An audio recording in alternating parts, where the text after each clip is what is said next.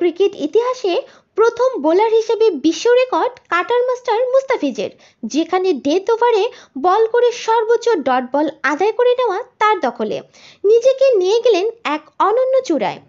বাংলাদেশের এই pacer death ওভারে 300 ডট বল দিয়েছেন। তখন পর্যন্ত আর কোনো বোলারের 250 ডট বলের রেকর্ডও নেই। দুইয়ে থাকা ক্রিস জর্ডানের ডট বল 241টি মাত্র। টি-20 ক্রিকেটের ইতিহাসে প্রথম বোলার মুস্তাফিজ। ডেথ ওভারে ডট বল করা এর আগে থেকেই সবার উপরে থাকলে সেটাকে নিয়ে গেল অন্য মাত্রায়।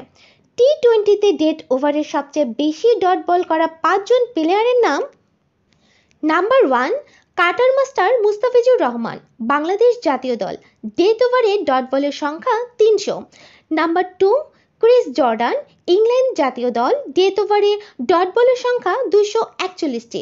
নাম্বার 3, টিম সাউদি, নিউজিল্যান্ড জাতীয় দল, ডেথ ওভারে ডট বলের সংখ্যা 240টি। নাম্বার 4, হারিস রউফ, পাকিস্তান জাতীয় দল, ডেথ ওভারে ডট বলের সংখ্যা 222টি।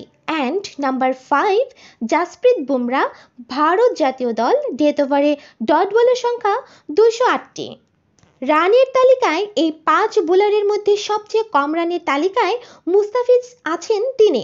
উইকেটের তালিকায় উইকেটের দিক থেকে ফিজের আগে আছেন অবশ্য কেবলই টিম সাউদি।